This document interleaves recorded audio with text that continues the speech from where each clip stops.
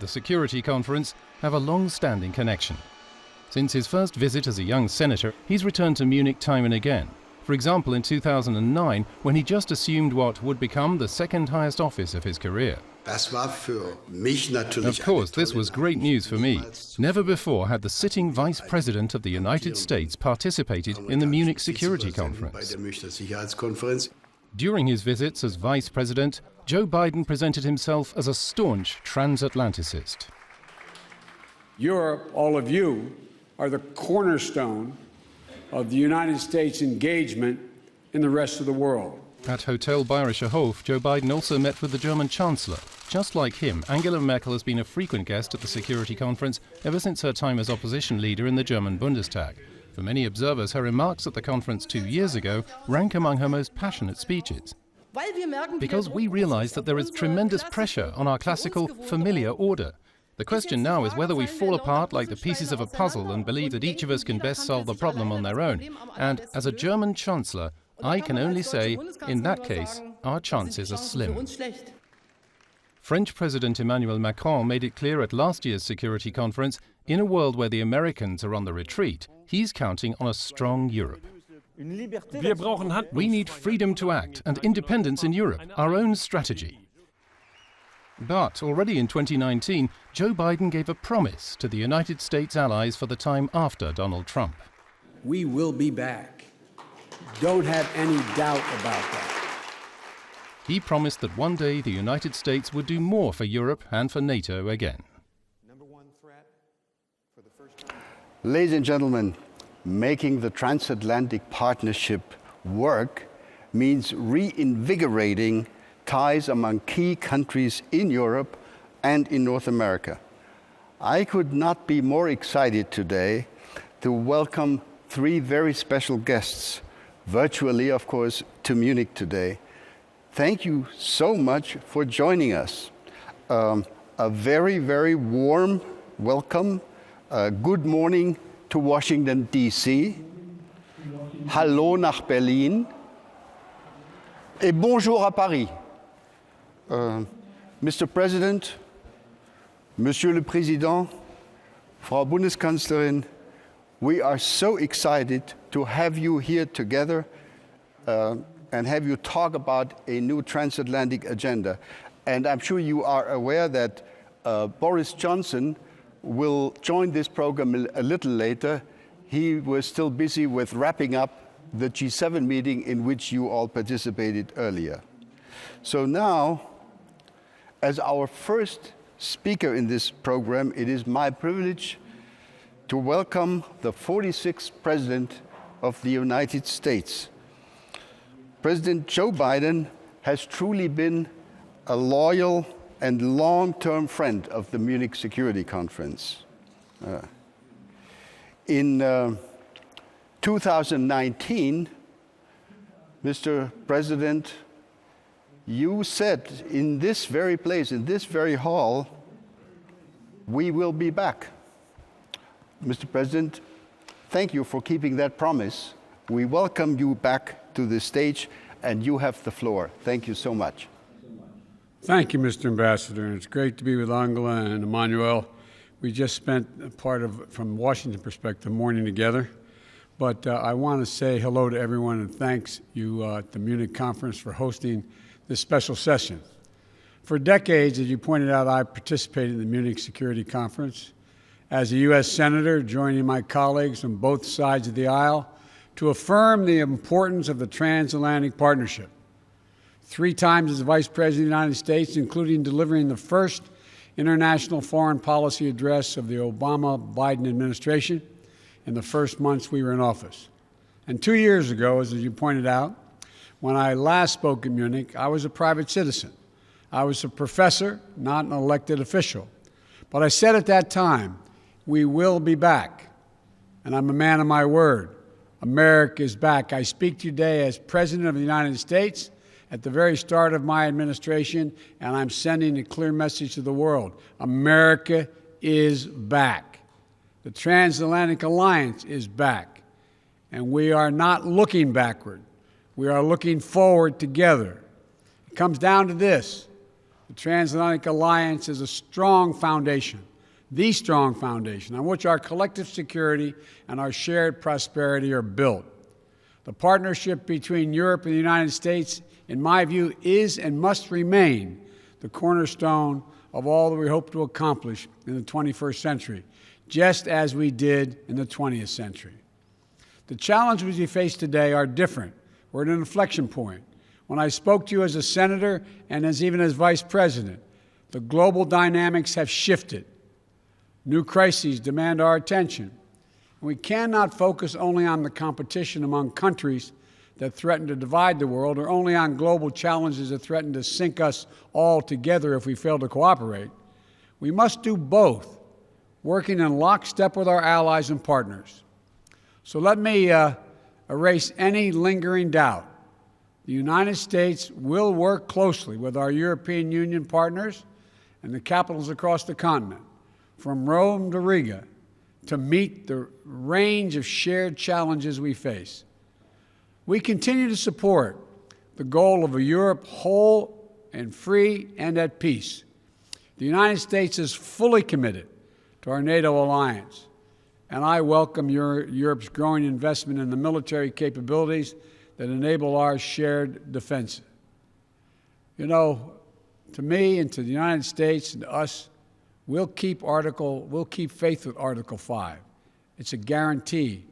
An attack on one is an attack on all. That is our unshakable vow. And the only time Article 5 has been invoked was after the United States was attacked on 9/11. You, our allies, joined us to fight al-Qaeda, and the United States committed to consulting closely with our NATO allies and partners on the way forward in Afghanistan. My administration strongly supports the diplomatic process that's underway and to bring an end to this war that is closing out 20 years. We remain committed to ensuring that Afghanistan never again provides a base for terrorist attacks against the United States and our partners and our interests. Our European partners have also stood with us to counter ISIS. Just this week, NATO defense ministers endorsed significant expanded training and advisory mission in Iraq, which will be vital to the ongoing fight against ISIS. We cannot allow ISIS to reopen and regroup and threaten people in the Middle East and Europe and the United States and elsewhere. And while the United States is undergoing a thorough review of our own force posture around the world, I've ordered the halting and withdrawal of American troops from Germany. I'm also lifting the cap imposed by the previous administration on the number of U.S. forces able to be based in Germany. I know the past few years have strained and tested our transatlantic relationship, but the United States is determined to re-engage with Europe, to consult with you, to earn back our position of trusted leadership. Earlier today, as was referenced, I participated in the first meeting of the G7 leaders, where I spoke about the dire need to coordinate multilateral action to address COVID-19, the global economic crisis, and the accelerating climate crisis, and so much else. Achieving these goals is going to depend on a core strategic proposition, and that is the United States must renew America's enduring advantages so that we can meet today's challenges from a position of strength. That means building back better our economic foundations, reclaiming our place in international institutions, lifting up our values at home, and speaking out to defend them around the world. Modernizing our military capabilities while leading with diplomacy. Revitalizing America's network of alliances and partnerships that have made the world safer for all people. You know, I hope our fellow democracies are going to join us in this vital work. Our partnerships have endured and grown through the years because they are rooted in the richness of our shared democratic values. They're not transactional. They're not extractive. They're built on a vision of a future where every voice matters, where the rights of all are protected and the rule of law is upheld, None of this has fully succeeded in this, none of us has fully succeeded in this division. We continue to work toward it. And in so many places, including in Europe and the United States, democratic progress is under assault. I've known many of you for a long, long time, and you know that I speak my mind. So let me be very straightforward with you all. We are in the midst of a fundamental debate about the future and direction of our world. We're at an inflection point between those who argue that given all the challenges we face, from the fourth industrial revolution to the global pandemic, that autocracy is the best way forward, they argue. And those who understand that democracy is essential to meeting these challenges. Historians are going to examine and write about this moment as an inflection point, as I said. And I believe that every ounce of my being that democracy will and must prevail. We must demonstrate that democracy can still deliver for our people in this changed world. That, in my view, is our galvanizing mission. Democracy doesn't happen by accident. We have to defend it, fight for it, strengthen it, renew it. We have to prove that our model isn't a relic of history. It's the single best way to revitalize the promise of our future. And if we work together with our democratic partners with strength and confidence, I know we'll meet every challenge and outpace every challenger.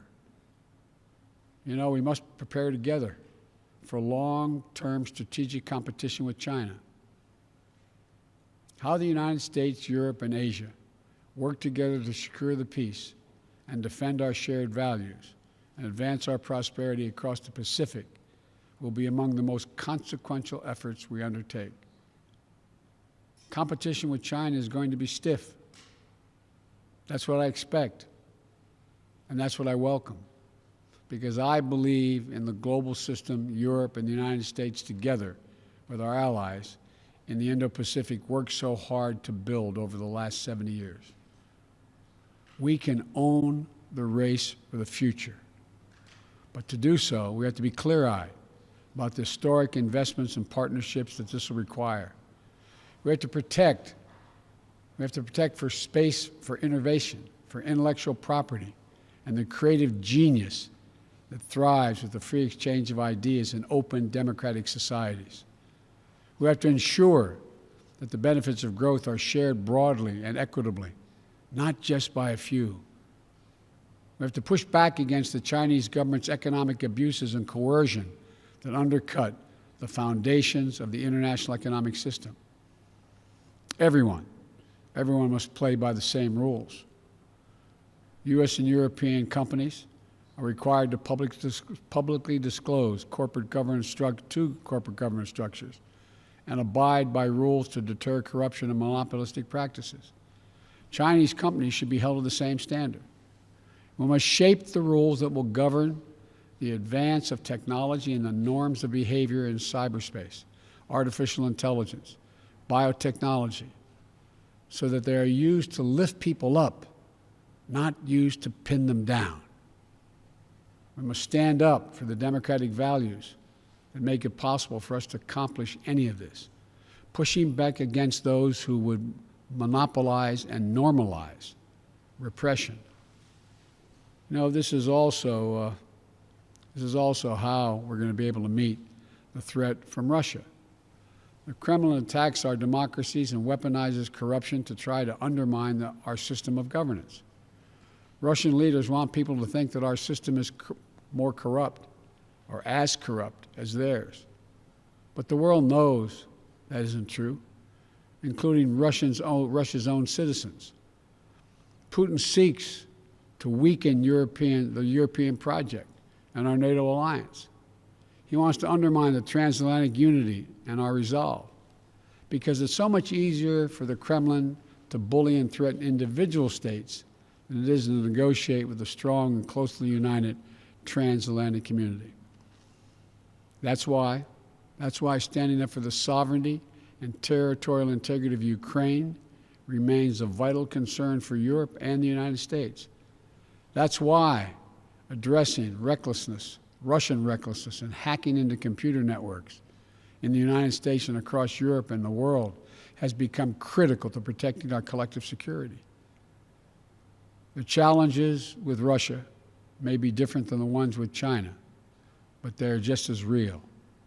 It is not about pitting East against West. It's not about we want a conflict. We want a future where all nations are able to freely determine their own path without a threat of violence or coercion. We cannot and must not return to the reflective opposition and rigid blocks of the Cold War. Competition must not lock out cooperation on issues that affect us all. For example, we must cooperate if we're going to defeat COVID-19 everywhere. My first presidential national security memorandum focused on surging health and humanitarian responses to defeat COVID-19 and to better prevent and prepare for the next pandemic. Today, I'm announcing that the United States is making a $2 billion pledge to COVAX with the promise of an additional $2 billion to urge others to step up as well. Yet even as we fight to get out of the teeth of this pandemic, the resurgence of Ebola in Africa is a stark reminder that we must simultaneously work to finally finance health security, strengthen global health systems, and create early warning systems to prevent, detect, and respond to future biological threats, because they will keep coming. We have to work together to strengthen and reform the World Health Organization. We need a UN system focused on biological threats that can move quickly to trigger action. Similarly, we can no longer delay or do the bare minimum to address climate change. This is a global existential crisis, and we'll all suffer the consequences if we fail. We have to rapidly accelerate our commitments to aggressively curb our emissions and to hold one another accountable for meeting our goals and increasing our ambitions. That's why, as president, I immediately rejoined the Paris Agreement. And as of today, the United States is officially, once again, a party to the Paris Agreement, which we helped put together. On Earth Day, I will host a Leaders Summit to help drive more ambitious actions among the top emitters, including domestic climate action here in the United States. I'm grateful for Europe's continued leadership on climate issues over the last 4 years. Together, we need to invest in the technological innovations that are going to power our clean energy futures and enable us to build clean energy solutions to global markets. The threat of nuclear proliferation also continues to require careful diplomacy and cooperation among us. We need transparency and communication to minimize the risk of strategic misunderstanding or mistakes. That's why the United States and Russia, notwithstanding other competition, extended the New START Treaty for an additional 4 years once I was sworn in. That's why we said we're prepared to re-engage in negotiations with the P5+1 on Iran's nuclear program. We must also address Iran's destabilizing activities across the Middle East. And we're going to work in close cooperation with our European and other partners as we proceed. We'll also work together to lock down fissile and radiological material to prevent terrorist groups from acquiring and using them. Look, the range of challenges Europe and the United States must take on together is broad and complex. And I'm eager to hear next from my good friends and outstanding leaders, Chancellor Merkel, about her thoughts on the way forward together. So let me conclude with this. We cannot allow self-doubt to hinder our ability to engage each other or the larger world. The last 4 years have been hard, but Europe and the United States have to lead with confidence once more, with faith in our capacities, a commitment to our own renewal, with trust in one another, and the ability of Europe and the United States to meet any challenge to secure our futures together. I know we can do this. We've done it before. Just yesterday, after a 7-month, 300 million mile journey, NASA successfully landed the Perseverance rover on Mars. It's on a mission of exploration with elements contributed by our European partners to seek evidence of the possibility of life beyond our planet and the mysteries of the universe. Over the next few years, Perseus is being called, but Perseverance will range and collect samples from the red planet and pile them up. So another mission and rover, envisioned as a joint effort between NASA and the European Space Agency, will retrieve this trove of scientific wonders and bring it home to all of us. That's what we can do together. If our unbound capacities to carry us to Mars and back don't tell us anything else, they tell us we can meet any challenge we can face on Earth. We have everything we need. And I want you to know the United States will do our part. We'll stand with you. We'll fight for our shared values. We'll meet the challenges of this new moment in history. America's back. So let's get together and demonstrate to our great-great-grandchildren when they read about us that democracy functions and works, and together there's nothing we can't do. So let's get working.